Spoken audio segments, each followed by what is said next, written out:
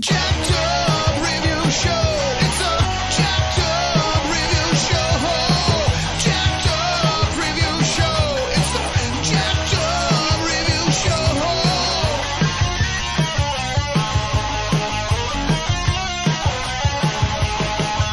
Join us as we cover many an insane movie and numerous cult TV phenomenons. Are you ready to get jacked up? Are you with us? Then listen on. Listener discretion is advised. It's a jacked up review show. It's a jacked up review show. Jacked up review show.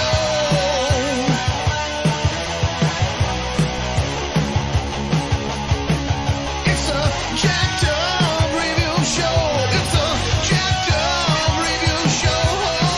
Jacked up review show.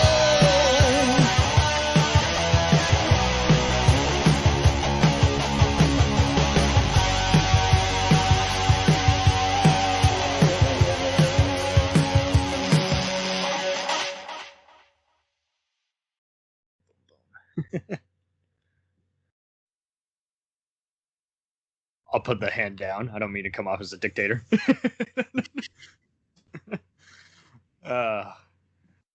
One time we did a chat like that, and I didn't realize the raising the hand symbol had been on the entire time. I am not Speaker of the House. I'm not. This is your show, man. You I can know. be all the dictator you want to be. You're play-by-play. I'm color commentary. I only invite people who are fascists like me. No, I'm just kidding. Oh, Okay. I know. Too timely. I think you brought the wrong person, man. I don't know. I'm on the other side of that fence there. I Pun know. intended. I'm just kidding. Yeah, no. This is not a this is not a radical or communist type party, but as an escape from the news, I got with me Munson at the Movies host, Kyle Hickman. What's up, guys? Happy to be here. A real Munson. You got to have at least one real Munson for your episodes, right? So Yes. excited to talk a little bit of Chucky with y'all. And then we got Jonathan Mark of the Action Elite. What's up, everyone? No, he's not an elitist. It's just talking about action movies. Exactly. You can be elitist. That's fine. You're perfectly acceptable. Oh my god! So it's out of all the movies that stuck out to Kyle, it was just it's got to be the killer doll flick, and it wasn't Puppet Master, it was Chucky. And so I'll just circle around here before we kind of go into the individual movies. Kyle, what kind of got you into these? Were you just commonly seeing them on TV or renting them at the video store, or did you even see one of them in the theater? So it's a good question. Back when I was probably 5 or 6, I remember I distinctly have this memory. I was at a bowling alley in Waterford, Michigan, where I grew up, and it was right after I had seen Child's Play 2, and I was frightened of Chucky. Probably not a great time to watch Child's Play 2. Yeah. I don't think I was the intended audience, but I saw it at some point, and I remember I was at the bowling alley, and there was one of those claw games up near the top of the desk that had a Chucky doll in it. And I remember as in my young self orienting myself in the bowling alley so I never made eye contact with it because I was so frightened of Chucky at that point in time. So ever since then, Chucky has had like this imprint on my brain, and I've done my best to kind of follow the canon over the years. So when you threw out the list, I was like, oh yeah, I'll jump in for a Chucky conversation because he's traumatized me since I was a young person. Right. Even though it's a campy overall franchise, it is kind of wild how it has kind of like even what Gremlins and RoboCop have, where they have a lot of corporation parodies in there, an evil toy company, and then, like you say, is this got this character who's just stuck in the minds of so many kids and villains, and even been connected to several different serial killers, believe it or not, who watched this movie clearly too many times. So, um, Mhm. uh, mainly, it's kind of funny how you bring that up because there was just no shortage of R-rated or even in some cases borderline X-rated, action and horror movies that had a bunch of merchandise in the kids section at anything from a Toys R Us to, like you say, a vending machine where you put a coin in and you try and have the claw grab a doll from the machine. So it is that is definitely a wild, atypical kind of introduction to it. Dude, the FBI, CIA should have had a camera on that thing, and for every kid that wanted to get the Chucky doll out, Right? it had to be a serial killer. Like you, straight sociopath. Like, give me that doll. Like, there's your Right. red flag. Start a record now. Does this kid have brothers and sisters or neighbors? Are they going to abuse them with the Chucky doll? They do Red have tape them. pets. Yeah.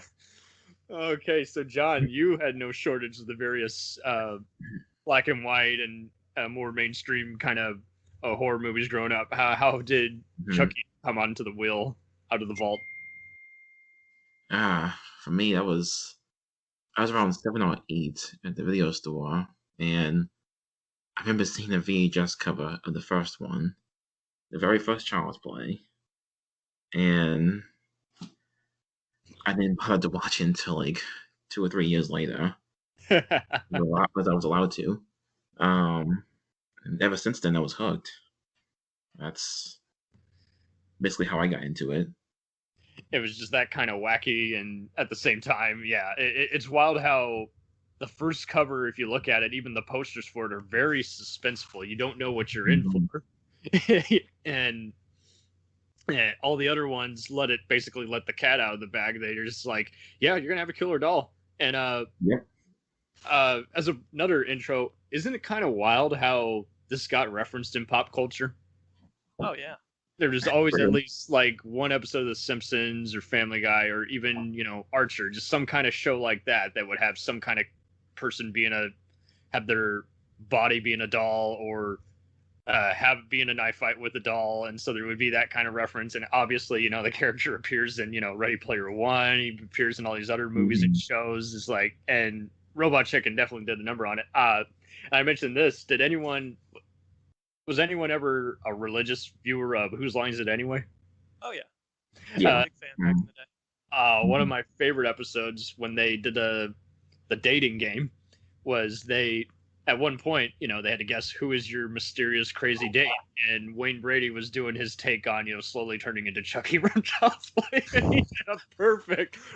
I'll catch that. Sounds good.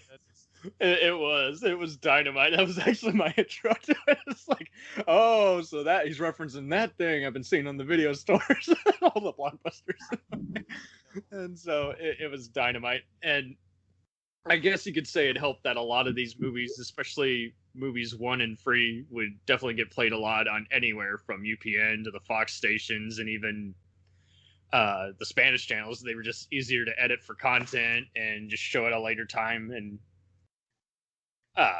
no one was going to complain. But yeah.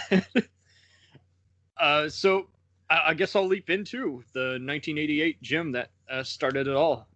Tom Holland of Fright Night, and later Thinner was helming it, and it was the brainchild of Don Marchini, who supervised the whole franchise.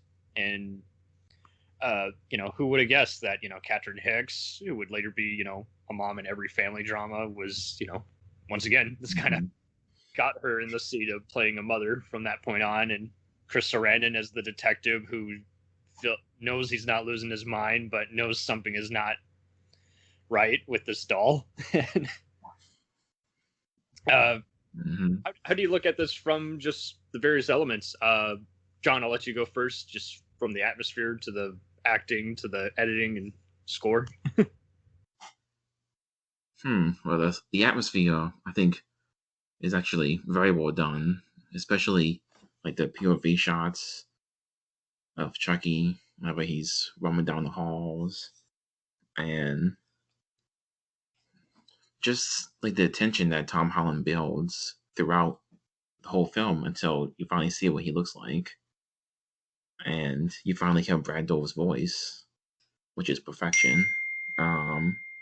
Yeah, has anyone ever met Durif at a convention? Erica and I had met him several times, as well as his daughter Fiona, who's in one of these installments, and he's definitely a chameleon if there ever was one. Because while I'm sure Kyle will do an episode on him at some point. It's kind of wild how he's had to kind of embrace some of the anti-hero, the victim roles, even just the various just bizarre people in dark comedies in between doing all the creep typecasts. And Yeah, he's definitely he's a good voice actor, man. Yeah, and he's kind of like Jeffrey Combs, the last person you'd expect to be a voice actor, but yeah, that's what it ends up being. He's starts out in this both being, the body of the killer as well as, the voice, and then from that point on he's just the voice, but he still is like he's timing it perfectly with the animatronic puppetry, and it's dynamite. Kyle, did this one blow you away out of all of them? It's not one I saw when I was a kid, but going back to watch it later, in terms of rewatching most of the movies, I think this one standalone is one of the better movies in terms of just how it's constructed. Thinking at the time, 88, no CGI and animatronics, and putting little kids in outfits. I mean, pretty impressive for 88 and the work they were able to do there to create the creep factor. I noted in my research that this is one of the few horror films that Roger Ebert gave a positive review for, which I think says a lot about what Don was able to put together. But I also find like what went on behind the scenes with Mancini and is it Lafia? John Lafia? I think so. One of the the whole Tom Holland, Lafia, Mancini are involved, and then we got a few trying to sue Holland, and so people aren't allowed on set. And then there's a huge split going into the rest of the franchise. So from that standpoint, the drama is interesting, but just waiting 45 minutes to hear Chucky talk is just kind of standing on edge, because I'm sure I was born in 88. I'm sure if you went to go see it in theaters, the doll's going to talk at some point. So you're just like waiting and waiting. Jesus Christ, is it ever going to happen? What's going on? And I think it's good they threw that out as long as possible, which we'll talk about here in a little bit. They do something very similar in Curse. No, that's a good point, because there are other movies where it's like people would ruin it, by exposing the plot twist or giving it away on the cover with the marketing or even the trailer, and then it's like, well, now I got to take some time off and vent and actually watch it with a different group of people, because obviously someone ruined it for us, or like you say, it's like, what is it that everyone was telling me about? Well, it's going to happen, right? So it's just a matter of like, when, come on, let's do it. So I like that they make you wait a while, almost pretty much halfway into the movie until you get that action. We'll return after these messages. Hey, feeling down? Feeling low? Not enough podcasts about movies in your life? Why not try They must be destroyed on sight. the new Podcast Cure-All, sure to get you right with the world and on a path to better living. We have exploitation, we have Italian horror, we have zombies, we have slashers, we have crime films, we have spaghetti westerns, we even have sci-fi and sex comedies. So take a dose of They must be destroyed on sight. as needed, and let the hosts, Lee Russell, Daniel Harper, Paul Romali, and the odd guest host cure what ails you. Warning, may cause atrophy, African consumption, black fever, bone shave, chin cough, colic, cramp colic, dropsy of the brain, elephantitis, grocer's itch, jaundice, mania, miasma, mortification, palsy, Pott's disease, rheumatism, scurvy, St. Anthony's fire, summer complaint, and worm fit in some people. Consult a physician before listening.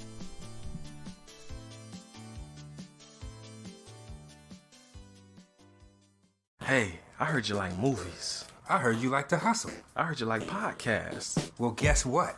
There's a podcast for you out there called The Home Video Hustle. Damn right. Every Friday, we talk about whatever movie PJ picks out the bag. What does that mean?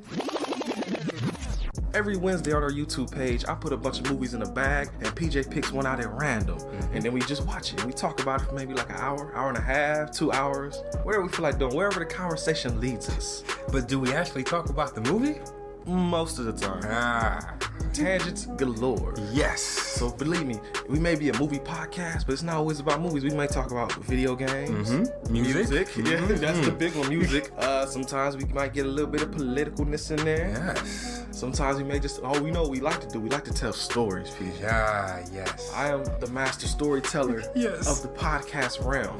Undefeated. So if you like to hear about movies, video games, whatever foolishness comes to our mind, the most random stuff you could think of, check out the Home Video Hustle. You can find us on the Stitchers, the Google Play, Apple Podcasts, What else? Podbean, What else? Podcast Addict, Goddamn. all that. Ain't no reason you can't get your hustle on. We everywhere, worldwide, baby. Hustle, motherfucking hustle. Hey, we can't cuss in the promo, PJ. Ah. We gotta be family friendly. There may be podcasts out there that don't want his hair to say Ah. all that good fun stuff. Well, you. Don't run the listeners away, PJ. I'm sorry. But this is going kind of long. Yes. So we'll end this and say, hey, check out the Home Video Hustle every Friday on all the various podcast outlets. Peace. Peace.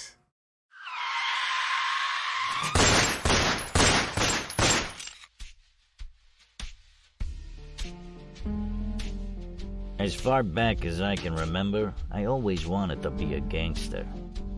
And while Witch didn't make it to the top of the world, he did make the Gangs of Hollywood podcast. So join the gang and enjoy a movie review podcast about movie gangs, gangsters, mobsters, and the mayhem they cause. You can find GOH Podcast on Facebook, Twitter, and Instagram at GOH Pod at www.gohpod.com, as well as your favorite podcast listening app. And remember, say hello to your little friend for me.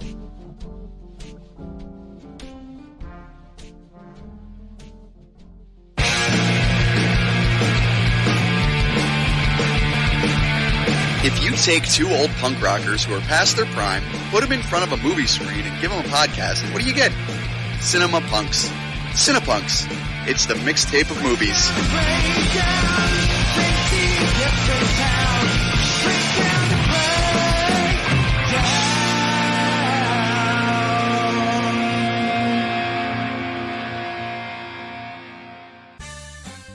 Did you ever see a film at such a young age it left you traumatized with cinematic wounds? Necrophilia. It's a dead issue, man. Don't push it. Cinema Psyops is a weekly podcast documenting an ongoing experiment on the mind of an unwilling test subject. No one should have to watch this movie. Oh, no one should have to watch this? No one should have to watch this movie. Surprisingly, it's not a topic that a lot of people really want to tackle. I'm shocked, prudes. I know, really. Right? It's the next sexual frontier that no one wants to explore. I am, in the most sincerest of senses, disappointed in you. It takes a powerful goddess like Connie, jam her arm down the monster's throat and kill it. Oh, I'm still tripping out over that. Even as a kid, I was like, I gotta find a girl like that. Every week, I get a new look of disappointment that I never thought I could get out of it. Unimaginable. At 12 years old, you should not be watching this movie. Obviously. At 13, you should not be. 14, you shouldn't be. I'm not entirely sure even 17-year-olds should be watching this. Just because you're offended by something doesn't mean that you have the right to demand that it doesn't exist. Watching this film again, I had all of this like little nerd glee with everything that kept little popping history up. doll popping up absolutely. at you. So I totally loved this film. Hey, I know why you couldn't see that. It's because your brain's warped from watching this shit at 12 years old. Yeah, this is a rough movie. I told you ahead of time when we were getting ready to do it that it was How going to be a could you rough watch one. this shit at 12? Because physical wounds heal, cinematic ones don't. Listen to Cinema Psyops.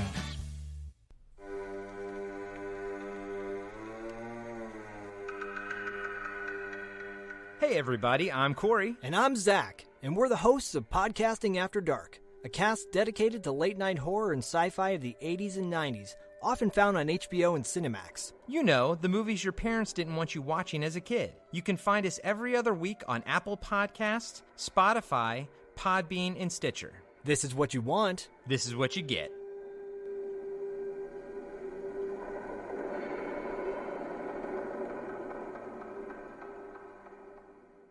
It's time, let's check our cue, baby. Pair it with a couple brews, baby. We love good movies.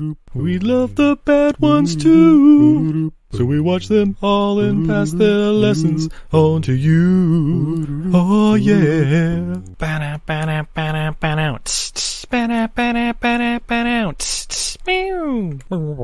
Everything I learned from movies helps to make life a little bit groovy. Whether one laughs, plot holes, or gratuitous movies, it's time to get busy with your friend Steve and Izzy at eilfm.podbean.com. Welcome to Who Was She podcast. I am your host, Tara Jabari. After a decade working in documentaries, marketing, and all things digital media, I found that podcasting is a strong medium to share stories. After years of producing for others, I decided to start my own biographical podcast. Who Was She will focus on the life of a woman throughout Baha'i history. The first season is about Lydia Zamenhof. Lydia's story explores the subjects of the power of language and faith. Her father invented the universal language Esperanto, and she came from a Jewish family and became a Baha'i. She grew up during World War I and was killed during World War II in a concentration camp, despite heroic efforts to save her life. How can one person's life intersect with so many others, connect across borders, and inspire a biography which inspired this podcast? Over the next few weeks, I will share her story with you and the lives that were most affected by her and those who affected her life as well. They include her father, Ludwig Zamenhof, her spiritual mother, American journalist Martha Root, and the Baha'i German soldier Fritz Mako, who worked for the resistance undercover while having to serve the Nazi Party. I want to thank the author Wendy Heller and George Ronald Publishing for their blessing to let me use Heller's biography, Lydia, The Life of Lydia Zamenhof, Daughter of Esperanto, as a main and instrumental resource for this podcast. So please subscribe and learn about this amazing woman who traveled through 3 continents in an effort to bring unity through the power of language. You can also find more information on our Instagram, Facebook, and Pinterest at Who Was She Podcast. Music was composed and performed by Sam Red. I am your host, Tara Jabari. Join us next time as we begin our journey about Lydia Zamenhof.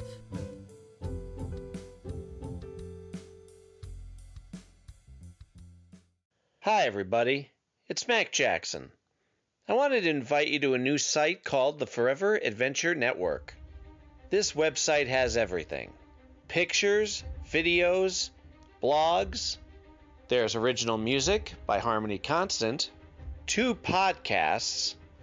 One is the MacGyver podcast, where we celebrate Richard Dean Anderson, his iconic roles, and how it's influenced our lives. There's episode discussions, interviews, and life conversations. The second podcast is the Never Gets Old podcast, where we celebrate all the best things that we love in life, from TV, movies, music, and comics. The site is also the home for the MacGyver SG-1 audio series, an ongoing adventure series that continues the adventures of MacGyver and SG-1. There are also multiple stores to choose from for all of your pop culture and adventure needs. Come on by and check us out today. And thanks for joining the adventure. Are you sick of the same old stale podcasts? Well, then join Vanessa and Darren as they dissect movies of all kinds. The 2 lifelong cinema lovers bring their favorites, curiosities, and first-time watches to the operating table and inject them with a healthy dose of snark.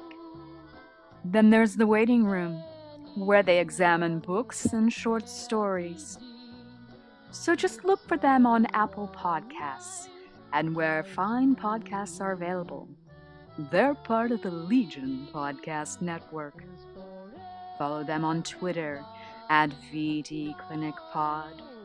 Join them on Facebook at facebook.com/groups/VD Clinic Pod, or email them at vdclinicpod@gmail.com. They're ready to cure what ails you. And still, they just might be a little contagious. We now continue with our program.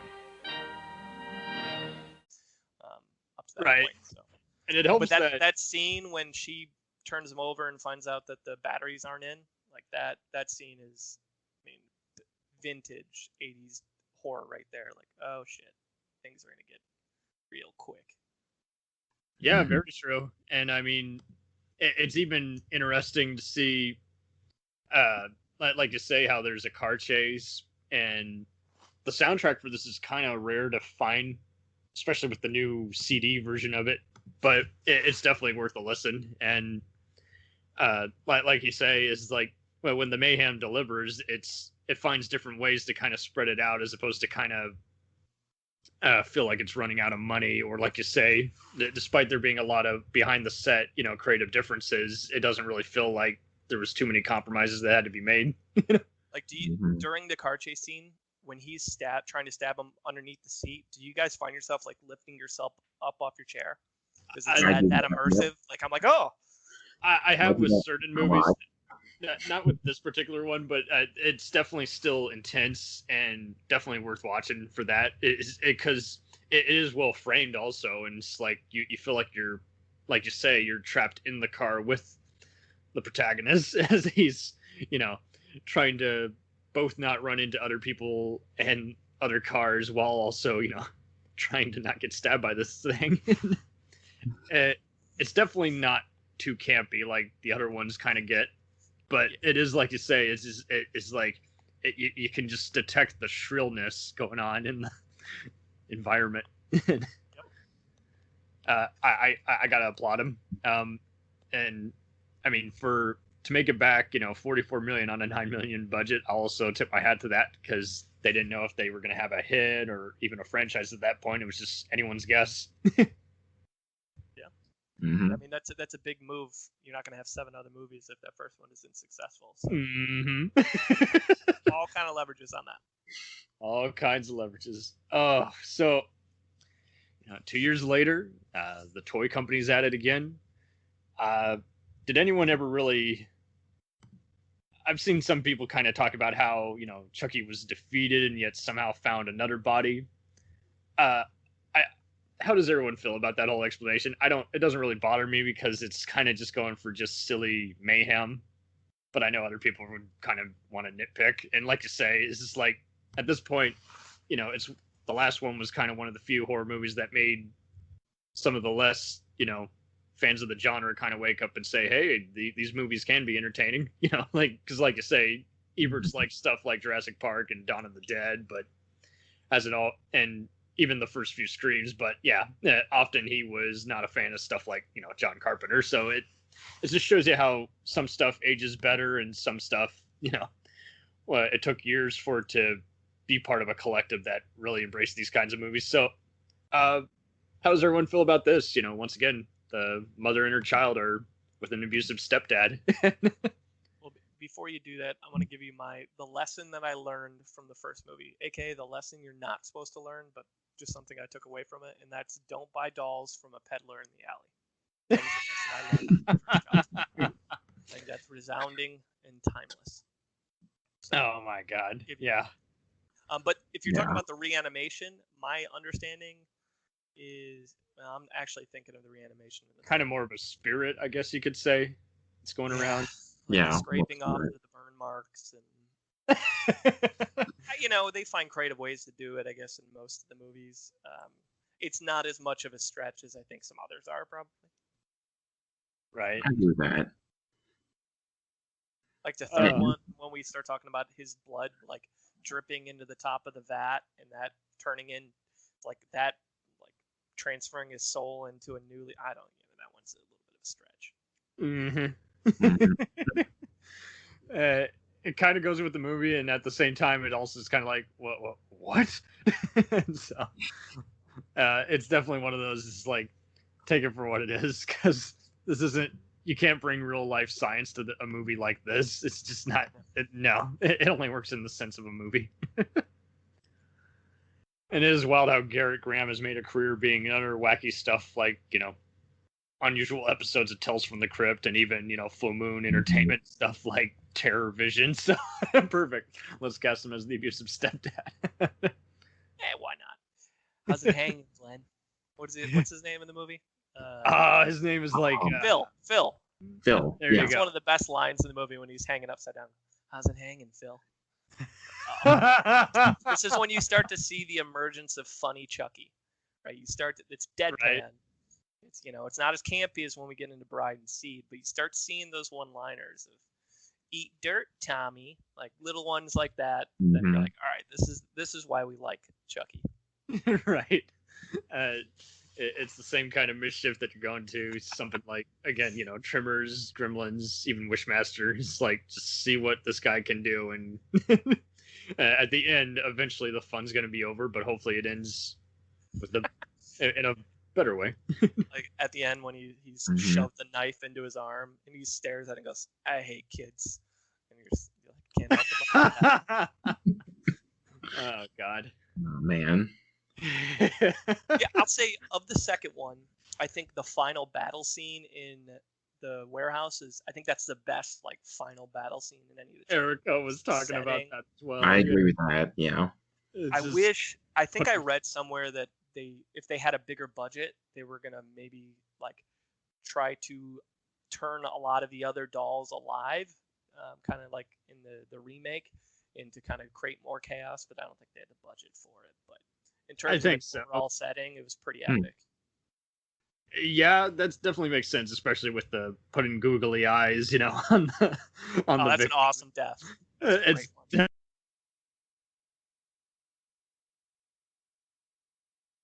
that in and have it last X amount of frames per second in the film.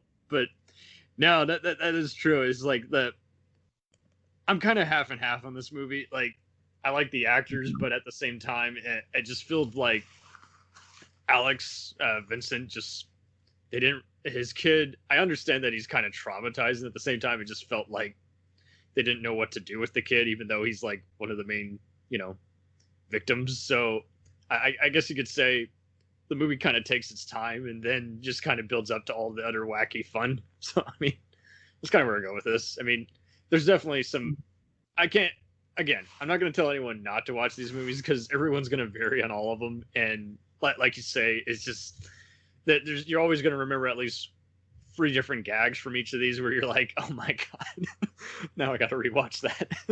Is that on YouTube somewhere? There are a couple pretty big bonehead moments in this movie, right? You're just like, oh my God. Like the first one, when it's clear this kid is going into foster care because he's been traumatized by a good guy doll. And you totally forget there's one at the top of your closet, you fucking idiot. Like, what are you doing? On that part, I'm like, these are the worst foster parents in history, and this guy's a dick. Like, Phil, you're an asshole. And so that's step one. And then in the final scene where they're about to climb the conveyor belt deal that you would find at like a Chuck E. Cheese. And she's like, hey, I'll go first. You stay here. You just dumped a bunch of boxes on Chucky. You know he's not dead. You're going to leave this kid by himself at the bottom? I'm like, come on. I know this is to create horror, but it's just stupid. Right. It's dumb. Logic kind of goes out the window here with this one, but like you say, it's kind of fun also laughing along with this movie. I don't think it ever gets as trashy as, say, Leprechaun, it's a mix of both laughing at it and with it and then just being like, that's still pretty stupid. This is just harmless. This is like, but like you say, it's flawed and just like, yeah, it's a party movie, I guess you could say. Chucky gets funnier. His language gets much filthier in this one. He throws a lot of F-bombs in this one compared to the first one. And very unexpected too. It's like, gotcha. When he's in the closet in the classroom, I mean, just F-bomb after F-bomb that he's tossing out there. But I appreciate the callback of the middle finger earlier in the movie when Chucky flicks her off, and then a female character named Kyle, which is also why I got super interested in this movie as a kid. I was like, oh shit, that kid is me. she flicks him off at the end. I was like, yes, that's a callback that you want to see. Mm-hmm. Exactly. And does anyone notice some of the other less known at that time, actors like Grace Zabriskie, who's a David Lynch favorite, Beth Grant from the Mindy Project, and Greg German from NCIS, and Ally McBeal. Yeah. It's pretty wild how it just went that way. It's like, wow, I didn't expect that, because I know they started somewhere, but I thought they were just TV people. Got this brief movie role, so that's the fun of this stuff, going back and you get to see, like, oh crap, that person, I know that from something much more prominent. But here's the lesson I learned: if you're a prospective foster parent, trust your first instinct. Don't adopt the kid who claims his doll was possessed by Charles Lee Ray. Right. Any child who says they're being stalked by a killer doll, it's best just to let someone else take that problem on. Mm-hmm. Before anyone does the dreaded, they didn't have the internet yet. No, well, still, it doesn't. In small towns like this, it doesn't take much. Just go to the nearest cafeteria. You'll find a newspaper. Someone will recognize the name and say, "Oh, that's this person I heard about on the 6 o'clock news." That kid sucks. Don't. Oh God. Oh. Oh my. So I'm definitely embracing, I guess you could say, just the outrageousness at this point, and pretty wild how this is one of the few franchises to be, at MGM and then go and become a Universal property. Apparently Spielberg assisted with that. I'm surprised he didn't want to get in on this. He probably had enough dinosaurs and gremlins to, supervise. So. This is also my favorite looking Chucky in terms of just being scary looking. I think this is peak Chucky right here. Child's Play 2. Oh man, when I was going through old Mystery Science Theater VHS recordings, that was a thing in my household. And the Child's Play 2 trailers would play as in between the bumpers and everything, and it's like, yeah, that does look pretty freaky. Even cropped for a TV screen, So I can see why everyone, they wanted to go see this opening day, kind of like when you see the equivalent of something like Get Out or, Hereditary nowadays. Is like, oh snap, I'm sold. Where's the nearest drive-in where I can see that, So, lo and behold, it only took a year later for it to come on out, and they hired Jack Bender, who's later becomes a big TV director and producer. They have John R. Leonetti, who later shoots a lot of the Star Trek movies, as well as had already shot Poltergeist. So here we go, more and more camp, and it's like 8 years after the previous movie, and just once again, just for whatever reason, they thought, let's have it be at a military school. Yeah. I know, it's pretty crazy. The rewatch of this one is brutal. It's definitely one of those. You're like, ugh. The doll eyes are pretty wild, and it's like the movie's pretending to be smart, but it's like, no, you're just only reminding me how dumb this is, because I mean, if the toy company knows it's being sued, why don't you show more of that, or do something else besides just have a pointless board meeting, which is going to just end with one of your main executives getting killed. I mean, that was fun. That was a fun part, watching Chucky turn on all his toys and then kill him. That was a fun death. That was a fun death. I was just, the build up to it was kind of brutal. It's like, okay, get on with it. That's what you get. So what did you guys like about this movie? I guess the new kid was kind of cute, but it's kind of a shame that he didn't really do anything after this. Yeah. That's true. Because he's stupid. His character is very, very stupid. Like, you don't bat an eye at the fact that this doll is telling you all this stuff. Like, his interrogation of him was about 4 seconds long. Like, this is natural selection. buddy. You're getting picked off quickly. Natural selection. And surprisingly, for an R-rated movie, it's really not all that violent. There's like maybe one or two gory explosions, but that's it. It's like, geez, no wonder this was on TV the most. It was just the easiest one to permit on the airwaves. Okay, what stands out from this one? The creepy barber stands out. He I totally forgot about him. He goes all in. I guess I like the falling death of Chucky because it's just so Scarface-ish. Yeah. There's this tyrant. That's what I've always remembered about this one. But like Kyle's saying, it takes its sweet time having all the fun really kick in, because other than that, it feels like a mercenary job by everybody. Well, they rushed it. It was within like 11 months of production. So there you go. Slow down, guys. But, I mean, there's some good one-liners. Like the barber guy always says is "Presto, you're bald," and after Chucky slices his throat, he goes, "Presto, you're dead." Right. But you could see it starts to arc up in the more campy stuff when he tells Tyler he's like, tampering with the mail is a federal offense.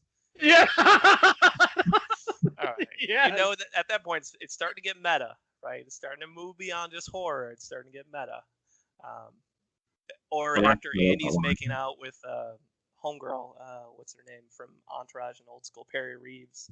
Oh yeah. Oh, yeah. And he sees him make out and goes, "Man, I really got to get out of this body." That's right. He does echo more of the serial killer in him. It's like he used to be. He knows he's not a decent man, and yet he knows about all these other offenses. It's like he becomes more human, you know. Right. Oh God. I don't see anything wrong with the actors, but like you say, I kind of was always hoping that they would kind of go into Aliens or Predator territory, have all the Marines actually do something. Sure. You know, it was all stereotypes and tropes. That's all it was. Right. They're essentially Boy Scouts who are like, "Marine rat, you get on boy. All right, come on over here." Of course, you have the nerdy guy in the glasses. Oh yeah, the dorky guy is like that, but that's so it. Stereotypical. The warning: hardcore nerds are going to be offended.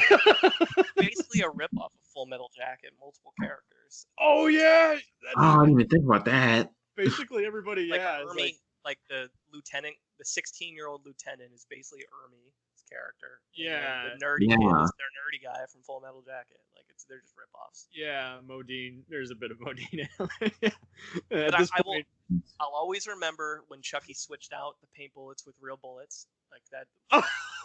Those hijinks. I'll always remember ever since I was a kid. And I remember rewatching it and just being blown away at, all right, so they give this pano shot of the fair at the end, which then seems like a tiny little town fair, you know, a couple of spinny rides, some cotton candy, whatever, right?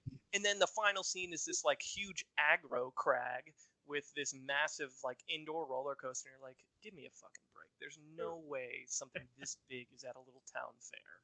All right, settle down with the sets, guys. It's definitely one of those. It's pretty well shot, but like you say, it does, because it's just so just atypical of.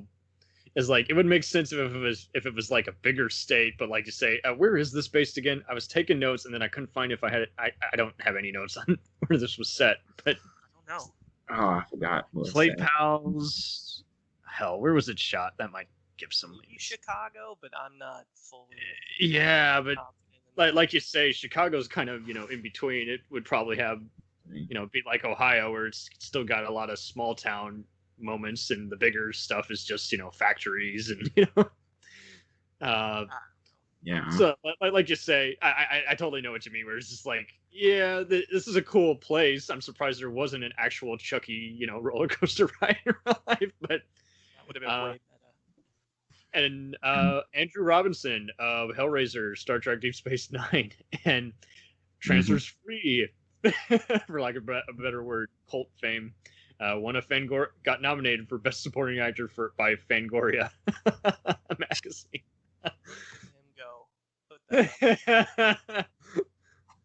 And Justin Whalen apparently got nominated for a Saturn Award. So that's who played Andy, right? Yeah, that's who played Andy. And it helped that he'd already been on Lewis and Clark, so there you go. Oh, My man. lesson I learned from this one: if you're super creepy as a barber, it will bring you nothing but misery and bad catchphrases.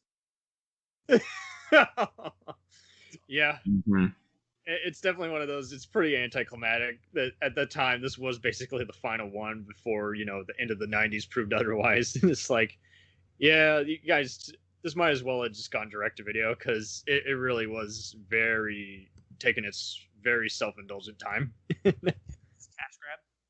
Yep, cash grab. And I don't know why it took that long too. I mean, you got to have something going on, otherwise people typically walk out of their seats in that day and ask for a refund. So, I mean, I think, and then when you look at the rest of the series, and we'll talk about it, Don gets pretty creative, and you may or may not like the creative choices that he makes in terms of where he goes. But the reason I look back and I don't like this is probably my least favorite of the Child's Play movies, is because it's just so ugly, conventional, and doesn't really take any chances. It's just tropey from start to finish.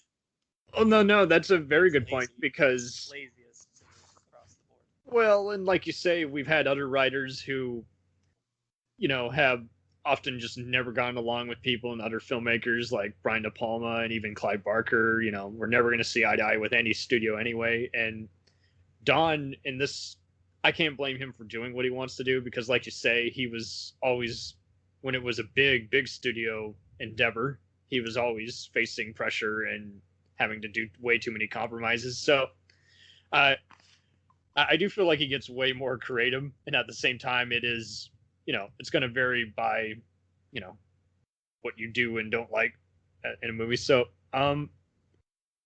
it is pretty wild how he had previously done a movie called Cellar Dweller, which was about a comic book artist who unleashes a demon after drawing it. What? Yeah. The same year as Child's Play, believe it or not. And I guess he's credited as Kit Dubois, so I'm guessing he wasn't fond of what the studio did with that. So, no, that very much on point with what Kyle's getting at is he's basically, when they relinquish a lot more control to him, he just goes off the rockers as if it's going to be the final entry. He's like, I don't know when I'll get another chance at it. So, yeah, and it polarizes the audience, but at least it's unique and try something, right? Like, you might not like the execution, and I mean, I think we'll talk about it in a minute, but Chucky, I think, is a perfect example. oh, good. Ronnie Yu, Jet Li's Fearless, and Freddy vs. Jason directed this first movie. And fun fact, I actually still have the score for this movie because it was part of Graham Revell's rare out-of-print Pitch Black soundtrack. He had, like, on one side, the score for Pitch Black and the score for Bride of Chucky. It was like a dual album. So Did it have Living Dead Girl by Rob Zombie on it? no, unfortunately not. Unfortunately not. As soon as I hear that, I think of Bride of Chucky. Living Dead Girl. It would be wild. I'm sure there's a standalone soundtrack with songs made in the movies. Let's see. Yeah. So yeah, like you say, this is definitely the one where it becomes self parody and just focuses on Chucky and his girlfriend, played by the always eye catching Jennifer Tilly. Mm-hmm.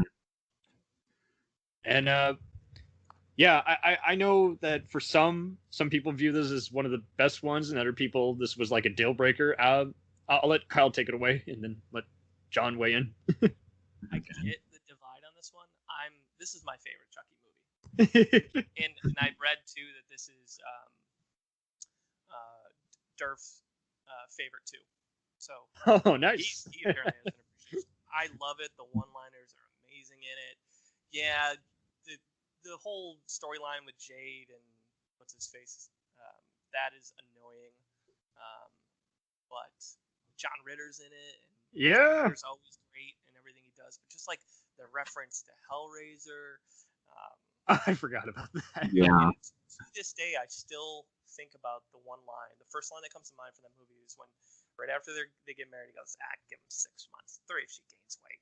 Like, that is stuck with me for 15 years.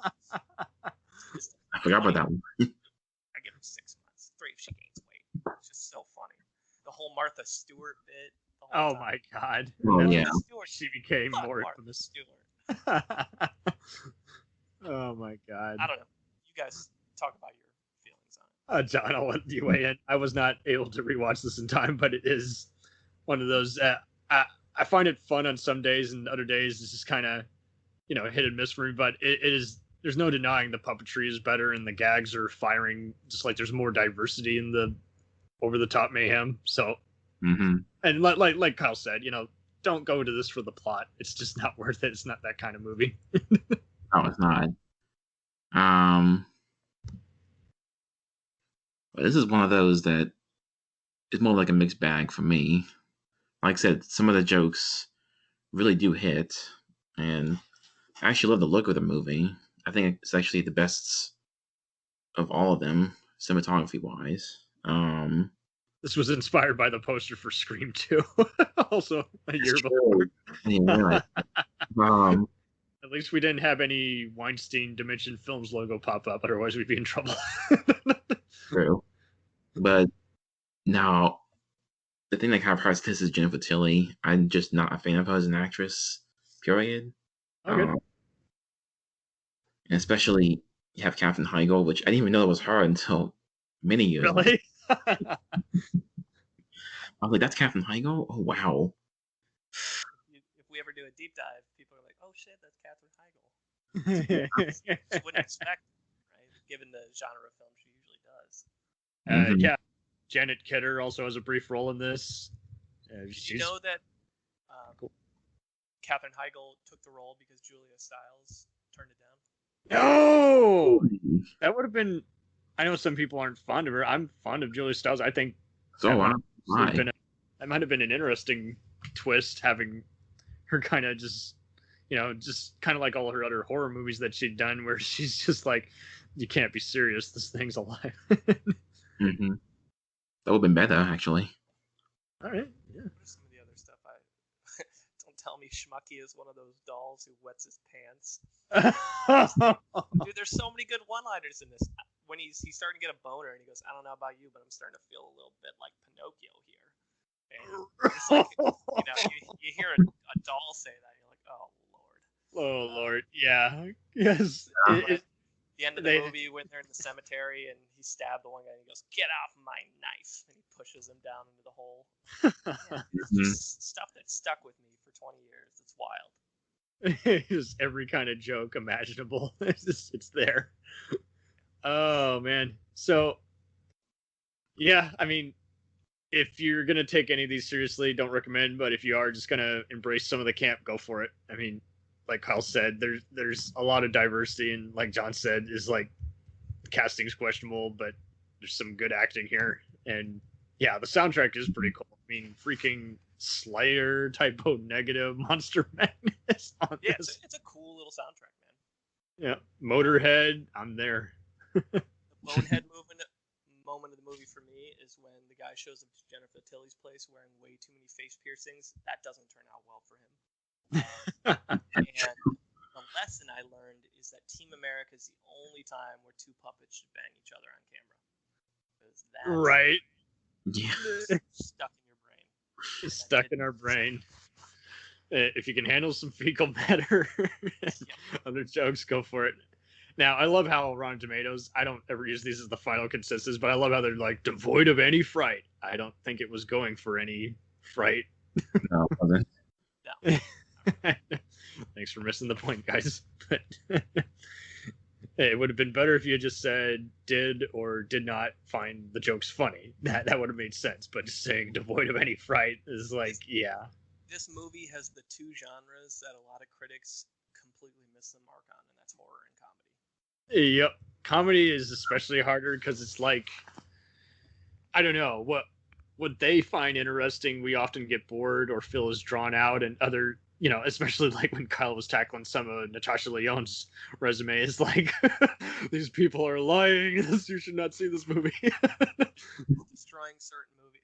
I think of movies like Grandma's Boy, which has just an abysmal score from critics. Right. And it's extremely beloved. It's not my favorite comedy in the world, but I think it's a good comedy. But you gotta like that type of comedy, and to the highbrow critic types, it's not really their thing. So Ironically, it's like the least to be offended by from Adam Sandler's, company is like, and yet they were offended by it the most. It's like, I think you need to.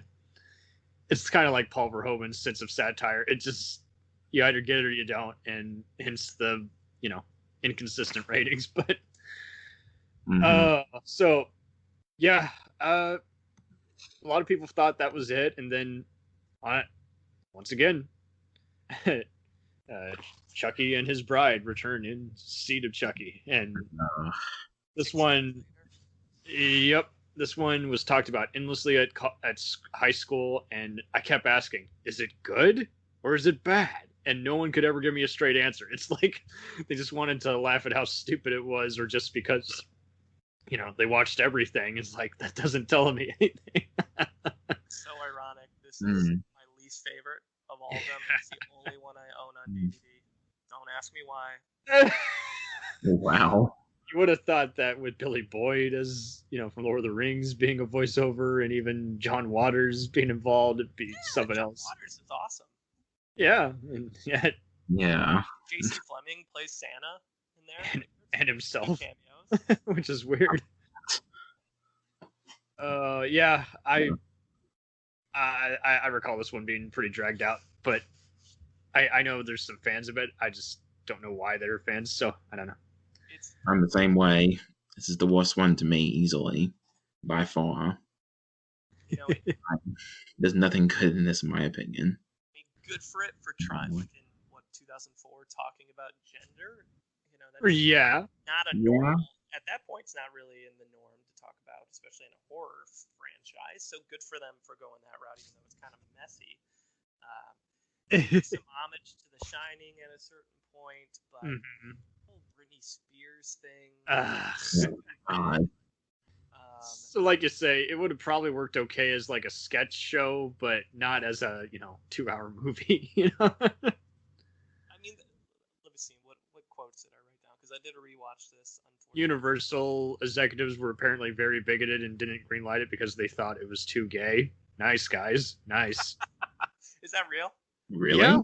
Yeah. I'm just looking at some of the trivia. Glenda thing could probably threw people off pretty hard. Erica wrote that as well. Yeah, and I was this close to watching Trace Beaulieu and Frank Cana from Mystery Science Theater actually riff that on their, movie Sign with the Mads live tour, where they're actually in the audience with you. And I so regret not being able to see that pre-COVID. And like you say, Mancini claimed in a podcast, it doesn't say which podcast, he had, before he cast Redman as a fictional version of himself, he wanted to cast Tarantino, but the dude declined. So this is gonna be trash.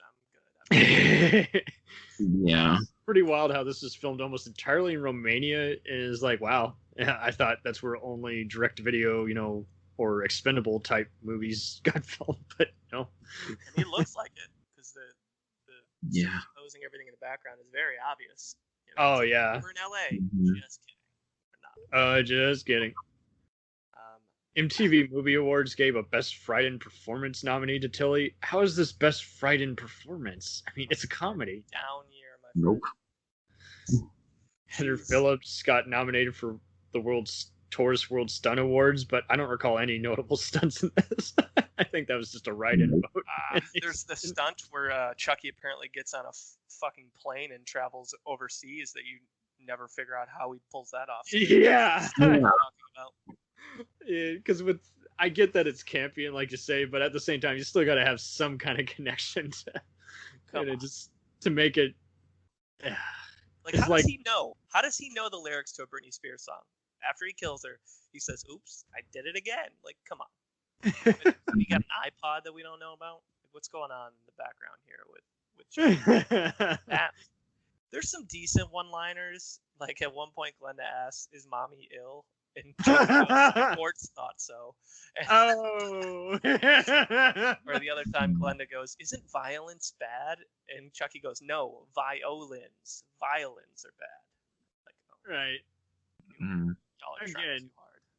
Yeah, and Mancini defends himself saying he just went for full out camp. I don't think he had to defend himself. He just needed a better script, and he had too much. he just had too many people just either not wanting to be involved with it or just not giving him notes on saying, hey, that gag's funny, those other gags not so much, keep a quarter of them in, And it's like the last one by Cinema Score, and this has like a C+, and Ebert states in his 2 out of 4 star rating, Seed of Chucky is actually 2 movies, one wretched, the other funny. Okay. Got his funny moments. I recall being a drag. You got John Waters, who is the king of camp. So. Waters is lovely. We're gonna have Waters. We had to go all in. So good for him on that part. The lesson I learned from this one, because at one point Chucky says, "No one ever leaves me," and what I learned in the 5th installment is if you know Chucky really well, if he's told you his story and you know his background, and you try to leave him, you will survive. By this movie, it is very obvious that what he says is bullshit. The people who die are the ones that don't know his story. The ones that do know his story always survive. It's pretty wild too how there's also, with Fleming earlier, there's even a bunch of other, again, just what's with all the singers and even English actors. I mean, Hannah Spirit, who later went on to be on the UK dinosaur show Primeval. She was a singer beforehand. It's like, what's she doing here? Tony Gardner. Paycheck with this, I guess. I don't know. Yeah. Special effects wizard Tony Gardner of Zombieland and Bad Grandpa fame is in here. And it's like, what's he doing here? I don't get it. It says something about the success of the Chucky franchise. These people wanted to be involved. That's my guess. I'm with you. Because only guess now. They were in it to be in it, not necessarily because they wanted or thought it was going to be good. So, moving on. So, thus begins.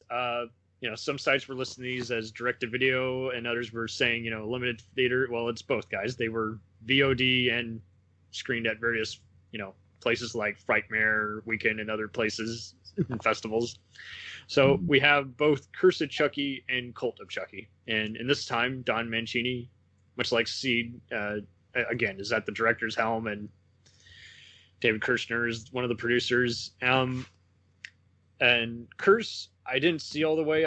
But I remember it being kind of a watchable, and one of my favorite actors from Longmire, A. Martinez, was in it. I actually got the chance to meet him when I was doing extra work. He's pretty cool in this, and not my opinion, but I'll let you guys weigh in. Yeah, I watched it today. So connecting point. It helped me give context to Cult of Chucky, which I had seen a few years ago. There was some gaps I didn't understand because I hadn't seen Curse. So they follow each other. Gotcha. Shit. Yeah, her whole story, Nika's story in Cult of Chucky, it's hard to appreciate that one without seeing this one, because you realize how tormented she is, because he basically frames her for killing her whole family in this one, even though Chucky is doing all the dirty work. Yeah, and Fiona is definitely, comfortable playing off her dad in this, so that's pretty cool. Yeah, she's good. I think she's seen her at a few conventions. Puts up some chops, man, in these movies. For sure. I will definitely, shame on me for not making time for these, but I think these are one of these. These should have been like the initial sequels. These are like the sequels we should have totally seen after like part 2 or 3. Just like it should have. And don't get me wrong, that I get that the first Bride of Chucky again is the cultist hit out of all these, but it's like I think because there was so much exhaustion from the franchise, that's why not as many people saw these. But yeah, these were playing commonly on Sci-Fi Channel and Chiller, and they did some business. I remember a few pals who had a few other cult movie podcasts thought these were actually the freakiest of the entire franchise. Well, I'll let Kyle weigh in on that. What do you say? This one's, I think, the goriest of all of the movies that I've seen. I mean, the next Cult is pretty gory too, but I mean, he stabs a woman in the eye and plucks her eyeball out and then rolls it down the stairs. Hatchet chops the dad in the mouth, and it shows like I had to turn away at several points. I didn't come for that. I just wanted to hear Chucky be be creepy and say some things. Right. But this one's a lot like the first one. I literally marked it. It's at like the 44 and 48 second mark when you first see Chucky and his facial expression start to change, which may be the exact same time signature as the first one. I don't know. I know it's around 45 minutes. So if that's the case, that would be a really cool. It'd be really hard to do, but it'd be really cool if they pulled that off. I mean, they definitely went to town, and Tony Gardner came back as the puppeteer of Chucky. So, like to say, is like there's very limited CGI. It appears like just for some of the kills, but they're still doing some other practical stuff for like when the blood's spurting. Yeah. Yeah. I mean, I appreciated the third act in this one because it ties together some issues you might have early in the movie. Because early on, you're like, why is he here? Like, who is this woman? Who are these people? Like, why the hell is Chucky here? And it starts to hint to that. But towards the end, you realize Charles Lee Ray was like with her mother right before he was taken. So this is the Charles Lee Ray origin story. You get the full story of what was going on, which I think is helpful. You know, if you want to build out the universe, you need to keep it going, and it's a great way to do it. And then you start to see how kind of how all the pieces come together at that point, which I think is helpful, you know. That's good. Or he did, like, early in the movie, you look at him, he doesn't look very scary, and I remember thinking to myself, like, I don't like the look of this Chucky, and then he gets his skin peeled off, and you see the scars underneath, and you're like, oh, okay, it's just you can't see that he's a used doll. He's looking pretty. Oh God, Brad Miska. What do you got, Bill? Love it, you hate it. Well, for those, I'm more like in the middle for those. I don't hate them. I don't love them. It's more like in the middle. I mean, I think Fiona Dorff actually is the best part of both movies. She really sells that character quite well.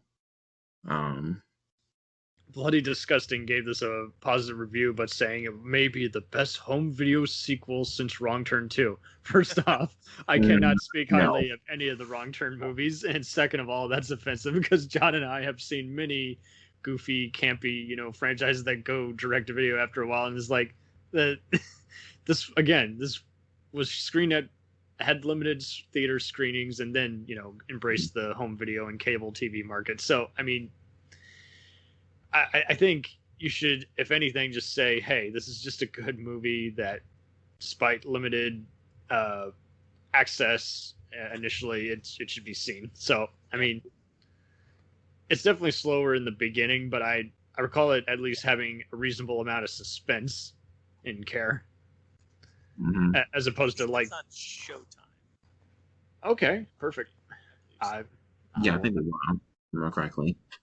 Not that everybody's got Showtime these days. True. Right. Everybody's pulling the cord, and I'm like the only one in the household who's still paying the cable bill. And I'm like, but there's Conan, but there's... I'm the same way. Prices are, man. Oh, man. At the same time... Go ahead, brother. Go ahead. This got a nomination for Best DVD or Blu-ray release at the 40th Saturn Awards, so it's definitely been a darling for that award show. So it's pretty interesting. How long was this? Came out in 2013, so almost a 10-year. Yeah. Yeah. I mean, pretty good way to revive the franchise after Seed of Chucky, which a lot of people hated. And so to kind of create a whole new storyline tied to Charles Lee Ray without changing much, I think it did a pretty good job. You don't see as many good one-liners because it goes back to the original horror and less of the camp. I did note that the nanny at the start, they introduced her. She goes, "This is my new au pair," and she goes, "Nah, I'm just the nanny." And you're just like, "Oh, so you're stupid? Got it. All right." But at one point, the little girl's hanging out with Chucky a bunch, and the little girl has told them numerous times, like, "Chucky tells me things very similar to what Andy said and what Tyler said," and no one believed them. No one learns their lessons in these universes. And she says that the nanny says to Nika, says, "I don't care if it's the Manson family. Anything that if it's sent by the Manson family, meaning Chucky, anything that keeps her happy is fine by me." Which leads into my lesson. If you're fine with a doll being sent by the Manson family, bad things will happen. Yes, and you should recuse yourself of having any kind of decent soul.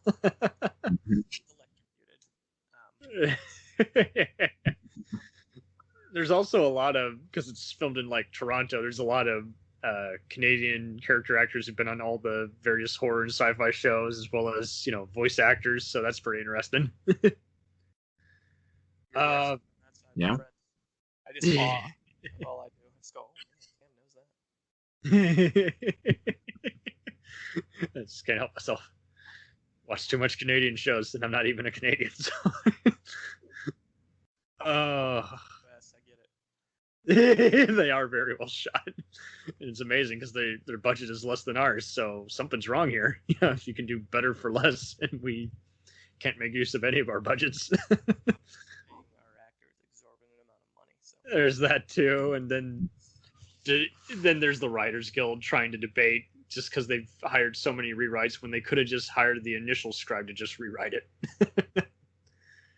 Oh God. Oh. So let's start with the final. Well, I shouldn't say final. You never know. They might revisit it. The newest and 7th installment, which is Cult of Chucky. And once again, it's picking up right after the events of the last one. I don't know why they make an option of rated or unrated. Just release it as unrated. Yeah. 4 years after the events, I wasn't able to get to this one because I was too busy watching all the god-awful Puppet Master movies. They're choices. Sometimes you have to make them in life.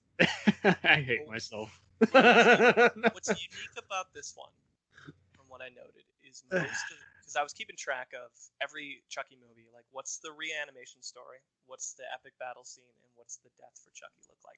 And Chucky doesn't die at the end of Curse. It is assumed that he puts himself in the body of the young girl from the house, right? You don't see him die. And so there is no reanimation in this one. It's just a continuation of the story with Nika as she goes into her psychiatric hospital because no one believes her. Mm-hmm. And Mancini said that he always wanted to introduce the concept of multiple Chuckies, but was unable to do so originally.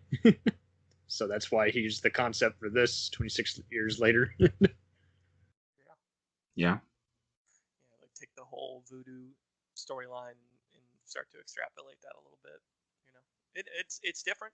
I can see why some people, enthusiasts, wouldn't love it. The fact there are multiple Chuckies in this movie, but for those that want something fresh, I think I think it was an interesting and creative turn that they took. For sure.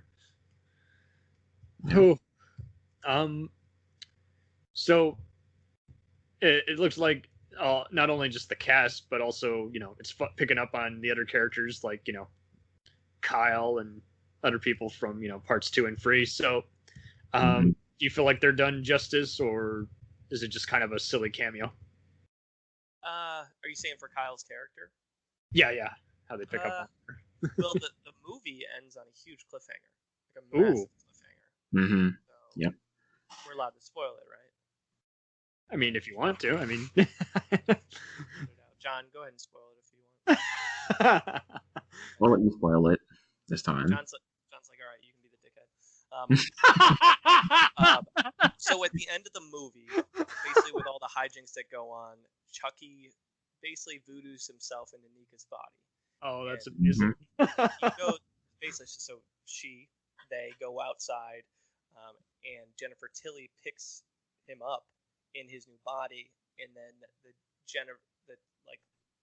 what's her face's the doll. Her doll is also alive in the back seat, and then in the post credits they show Kyle going back to torture the severed head of Chucky in Andy's apartment. Mm-hmm. So there's just a ton of cliffhangers. So are you surprised that Radiohead's Creeped In start playing? I want a perfect body. Pretty much. I don't know if that would have worked with the tone, but thematically it would have made sense. I would not be surprised, and I know they want to. They're going to do a sequel at some point, but I wouldn't be surprised if they do a sequel to the remake too. So we could have 2 Child's Play universes going on at one time. Oh, wow. True. Versus Brad Dourif. Yeah, Hamill versus Dourif. Let's see where it goes. It probably. I like that idea even more than the actual remake, but at the same time, I don't think it'll happen because that's by MGM's relaunched Orion Pictures, and this is by Universal. But I see what you mean. It's like this is handled by Universal's home video market, but like you say, give it 5 years. It's already been more than that at this point. 2017. That was again for Whoop. Oh, Chucky's calling you. Hang up. Oh, that was somebody. Okay. Poor Andy in this one too. I mean, he thinks he's doing a cool thing and coming back to the psychiatric hospital and getting revenge, and then he just gets locked in at the end. Oh, damn. He does. That which leads to my lesson: obsessions that usually involve torturing the head of Killer Doll. Pretty unhealthy. Going to lead you to bad decisions. For sure. It's a cool movie. It's gory. It's super creative. It's shot pretty well. And it's pretty much all in one space. It's all in one set. For sure. Mm-hmm. Like you say, it seems like they've been having Universal just has continual success with that and Tremors, so I'm sure they'll keep making a few of these every other year because they're seeing the numbers clearly and there's clearly a market for it. Basically, let's just weigh in briefly on the remake and then just kind of move into plugs for each other's respective reviews. And I really had zero expectations. I had heard part of Bear McQuarrie's score on some of the soundtrack sites, and it's like, okay, he does cool suspenseful stuff, Battlestar Galactica, and it's like, I hadn't seen any of the trailer, but I know everyone else who was like hardcore fans just absolutely hated it. There's like, oh no, fuck this, before it had even come out. And so it's like, well, Audrey Plaza, she's gonna play an idiot, which is what she's been typecast to play. I really don't expect much since most of the people in these kinds of movies typically do make dumb decisions. It's like, is Mark Hamill basically Mark Hamill's in Joker mode? There's no denying. Yep. His character sounds exactly like his character in Brigsby Bear. It's identical. Really? Okay, I'm not. Go YouTube Brigsby Bear and compare it, and you'll be like, oh, that is Brigsby Bear. Jeez. The movie from 2017. Yeah, it is. Brigsby Bear. How have I not heard of this? Oh, wait. It's a cool movie. I liked it. I liked Brigsby Bear. It's, oh, wait. Kyle Mooney. But Kyle Mooney from SNL. Oh, yeah, I did briefly see that. Yeah. I keep forgetting that was him. Okay. Like a creepier version of the movie Room. Simple. Oh, boy. So a script provided by Tyler Burden Smith of various video games, and Seth Graham Smith of the new It movies also collaborated as producers. What was your take, Kyle? Sorry for interrupting. No, you're fine. I apologize for interrupting you. No, I spoke too soon. The legend behind this is interesting, just from no one from the original franchise, being involved. Don was offered an executive producer role, but he declined it because he wasn't allowed any creative control. So he's like, that's just offensive. But I think anything like this, remakes, right? You get two camps. You get the camp that is completely comparing it to the original stories, or the camp that recognizes this is different. It's going to be, and I'm open to that. And how people rate it depends which camp they're in. And I wish before people gave their responses, they made it very clear which camp they're in. So right. I'm of the latter. Like, I recognize this is going to be very different. Like a whole technological Chucky that has to learn. It's like, this is like Small Soldiers, where like that's what I thought of as a That's a good comparison. Let's put the military chip in, right? And let's see what happens. Nothing, what I mean? Nothing good. No Tommy Lee Jones in this one. But Aubrey Plaza's pretty good. Brian Tyree Henry is one of my favorite up-and-coming actors. He does good work in this. The story's pretty decent overall. There's some good, there's funny moments in there. Tim Matheson's here. Jeez. Yeah, Tim Matheson's in it. I mean, yeah, it's okay. I didn't hate it. I don't know. I was pretty meh. I saw that basically, surprisingly, the critical scores were pretty ranging to decent, and I thought it was like ranked as one of the top worst movies of the year, but no, it was ranked with okay ratings, and it seemed like just the hardcore fans, judging by Cinema Score, gave it like a C. So I was like, jeez, I pretty much was surrounded by too many people who hated it. I just was like, meh, it was watchable, it was well made, it just seemed like it was kind of so busy setting up a lot of things, but that says a lot because, I mean, compared to other remakes, this was not just launched out there for the masses. Like, there was a huge marketing, thing. They had a website made for the fictional Caslin Corporation. They had, the posters were made to look like Toy Story 4, which was coming out around the same week. As well as parodying Annabelle, from that horror franchise. So it's like they did some, as well as YouTube making ofs showing how the doll was created for the film. So you can't say, for those who didn't like it, that it was a very cheap cash in. It was kind of one of those. It kind of got delayed, I think, didn't it? Because it's like the trailer came out so long ago, and I saw so many people that are just like not going to even bother with it just the minute they saw a remake attached. And I think you can watch it, and at the same time, I just really didn't remember much about it. But I didn't hate any of the actors in it, so I was just like, whatever. I mean, it's like it or hate it. That's I was one that thought it was just okay. I actually thought Aubrey Plaza was kind of miscast, at least to me. As the mom. You think she's too young? Well, I'm not gonna say too young, but you think she's like a little lost, which she kind of does in every movie. For that, will always be April. I did like the kid who did play Andy. I was surprised by him because I thought he'd be kind of annoying, but he surprised me. And Mark Hamill, I thought did an adequate job as Chucky. I mean, because about the song that they created for him, though. Jingle. That was. I'll give it another rewatch, but it's kind of wild how the casting in this is somewhat inspired. I mean, you got a bunch of horror heavyweights. Gabriel Michael Bateman is the detective. You got again, my bad. Yeah, Brian Henry, and then like Kyle mentioned earlier, Gabriel Bateman, who's been in John's favorite movie of last year, Unhinged, and then other stuff like Annabelle and Lights Out. So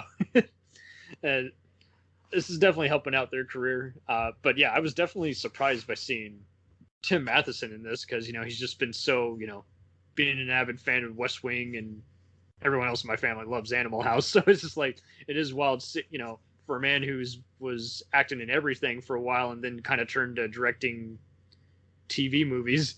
It's kind of wild just seeing him make another just rare, mainstream film appearance. So it was good. And his part is Henry. For me, one of the things that activates me through a lot of Chucky movies is how helpless the kids usually are. And I appreciate this one, the kids. Yeah. Although you could liken it, like I could see people comparing it to like a Stranger Things or It crew, and it paralleling the character tropes there. But I appreciated that they weren't just helpless and actually like put their big boy pants on and did some damage. I got tired of seeing helpless kids like, all right, yo, I know you're 10 years old, but Chucky, you can punt him like Baxter in Anchorman. Like, get. No, it's a bad choice. Like, there's a doll on your neck.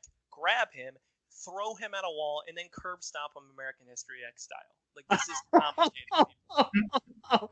Oh, God. So I appreciated the kids actually took it out of their own hands in this one and actually did a few things. But yeah. I understand why the purists wouldn't like it. Cause it's the purists. I wasn't even a purist. I was just like, yeah. With me. It's just a suspenseful time at the movies. And like Kyle said, there's just some people are more stubborn than Star Wars fans. Not many. Dude, Dude, I don't even like deal. People ask me my opinion on Star Wars. I'm like, I give nothing. Right. You're not going down that rabbit hole. Not tonight. I don't know enough, right? To like, Marvel. I'll give you all the Marvel opinions you would ever. I will not touch Star Wars with a 10-foot pole. I'll watch them, but I'll keep my opinions to myself. I've had to force myself to be that way about DC because it seems like now is like those guys are getting ultra violent. Oh my god, you don't like the show? Oh, you like that movie? How dare you? It's like, oh my god, no, not going there. 1984 didn't help because that was a trash panda of a movie. So Agreed. it's brutal to watch. Oh boy. An hour too long. But anyways, that's a topic for a different day. Yeah, different day. All right, I am gonna invite you to when we do some campy superhero movies. No one talks enough about the wacky, silly ones like The Rocketeer or The Phantom. Howard the Duck. There you go. Howard the Duck, Vampirella. Oh god. Oh, and it is kind of wild how I would not be surprised if they did a remake to, or not a remake, a sequel to the remake, because it did do a lot of business. Surprisingly, it was only filmed for like 10 million, which is only like one more in today's dollars versus $80, and once again made around the same kind of budget that the original made. I could not believe it. So I mean, with this one, it was also co-financed by a British Columbia company called Braun Media, whose productions include the recent animated Addams Family, Queen and Slim, Bombshell, the upcoming Ghostbusters Afterlife, Roman J. Israel Esquire, and Joker. So it's like that, as well as the Tom Hanks Apple TV Plus movie Greyhound. So I mean, this was a big, again, for those who like or don't like it, you can't say it was an uninspired one. They did some serious calculations on this before kind of going their own way with it. I'm sure I'll see a bunch of people talk about how it's underrated in coming years, and other people who are like, and those who hated it will probably just admit it was watchable and not, the worst thing of 2019. Hardly so. Nope. There were so many bad movies each year, but I would never even think to put this one in here. And right in the middle, baby. The list together, it's right smack in the middle, most likely 40 to 50% probably. Yeah, hell, we can put it in 60% because it's watchable. Good, yeah, 100%. Yeah. Most audiences and critics are between 48 and 67. So there's your sweet spot. Oh, man. So, Kyle, what actors do you want to plug in? I know the vault, you never know who's, coming up next, but who do you think you'll be tackling next on Munson at the Movies? And for those who don't know, it's a lovely show where Corey Wallace and other guest stars, just countless guest stars at this point, just always love to just tackle just various actors, and they rate them on a scale of 100 on how they've evolved as performers, whether they're actually decent people, and even ranking just how many films they've done that gotten any recognition versus what any of them personally recognize them from. So it's been a very cool project that just keeps getting more and more unpredictable, and I'm always blown away by what actor they tackle and how many have actually seen some lesser seen movies of theirs. So I mean, we appreciate you listening, man, because I know you're a deep cut guy, right? So you know a lot of these actors. Well, and it was really, and you guys tackle enough, so it just really would be annoying if someone just came up and been like, "Oh, you missed a movie." It's like, well, inevitably we're gonna miss a movie. Duh. That's why I always give a disclaimer on the front end. I'm like, so for example, when we covered Danny Trejo. I was like, listen, Danny Trejo is the busiest actor in Hollywood. He's got 400 acting credits on his resume, on his IMDb that are accounted for. There's probably more. Oh, God. We're not going to hit all 400. We might hit 50, right? 50 to 60 we'll mention and talk about in substance. So if you're mad, feel free to tweet us if you feel like we forgot something, but can't watch everything. We do some. So for those who haven't watched our show, Please listen. A podcast inspired by Roy Munson and the movie Kingpin. We're all big fans of the movie Kingpin, and it's something that kind of brought us all together originally. So that's why Munsons at the movies, because it's one of our favorite movies. Oh man, and the Anchorman reference you did earlier, you definitely had plenty of those. And I remember when you mentioned it on his Trejo's episode, and I gotta say, if you can look it up somewhere, I think Call of Duty Danny Trejo interview. They did a horror mod where you could fight various horror characters, and he basically was fighting a bunch of zombies with a machete. And it was just so funny on the Trejo thing. He basically, he was asked, is like, well, I got another offer for a role. I accepted. And then my wife's car broke down. Then I got a call for the video games. So I accepted instantly. That dude he's on record. He does not turn down roles. He's literally the nicest human ever. Up there. He's the greatest human you'll ever meet. It's insane. He's come a long way from being the convict that he was back in the day. But right. Yeah, the way our show works, so there's 5 of us Munsons. We bring on a guest normally every episode, and we have about 800 actors on a huge list, and we randomly draw 5, put them on a wheel, we spin the wheel, and then we cover whoever that actor is. So it's all completely random. That way, there's no favorites being played, and our audience / our listeners get a chance to participate. So for today, we just actually announced today that our next episode is going to be on Sam Rockwell, which is a huge fan favorite. People love Sam Rockwell, especially because he's got a lot of really good stuff that isn't super mainstream, that people are very much culty about. That's just wrong. Yeah.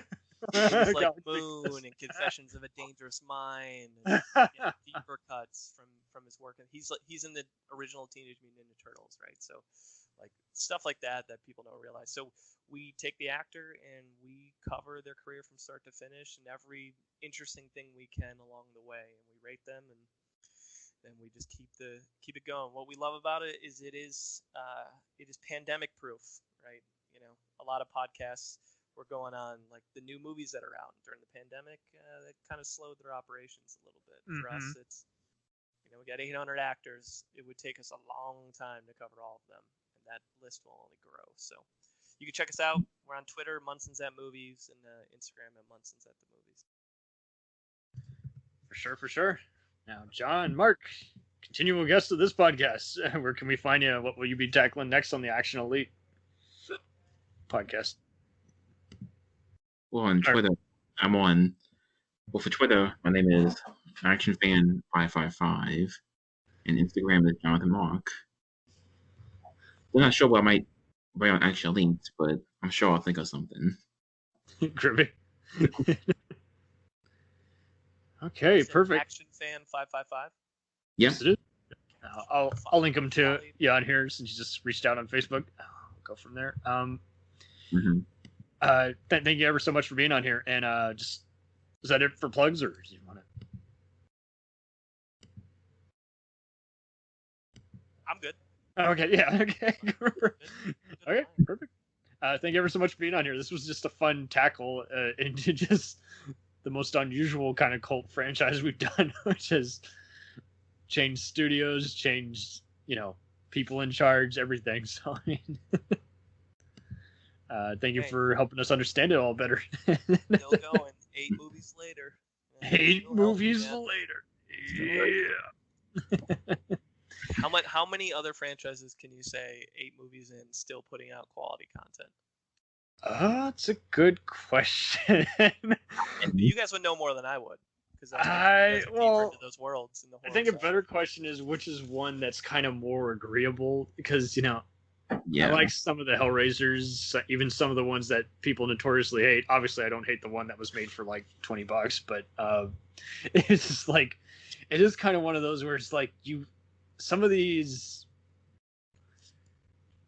it's like they lost not only their audience over time, but even just what they were about. And some of them, it was just they didn't have the best people marketing it. And this one, it pretty much was Universal's baby for a while, and they just got a bunch of the people in charge of their TV departments in charge of it, and then They let Don do whatever he did because he brought in the dough, and they weren't gonna risk any flack, I guess, with firing the creator. So this has been cool, kind of just tackling it, because I mean, compared to Puppet Master, which was always made for TV, direct to video, it's just like that one was always just Charles Band just joking around, and this one, there was joking around, but then there was like some legit efforts to be, a gory origin story. So I mean,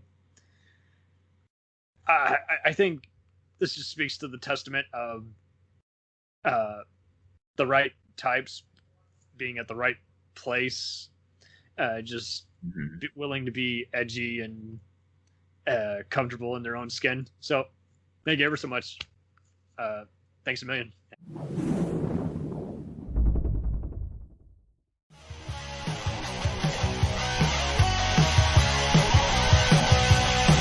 Follow us on the web on Facebook, Twitter, and Instagram. The podcast is available on Podbean, Spotify, iHeartRadio, Anchor, Apple, and anywhere else podcasts are available. Feel free to review our show and leave comments on any of those sites. Thanks a million for listening. It's a jacked up review show.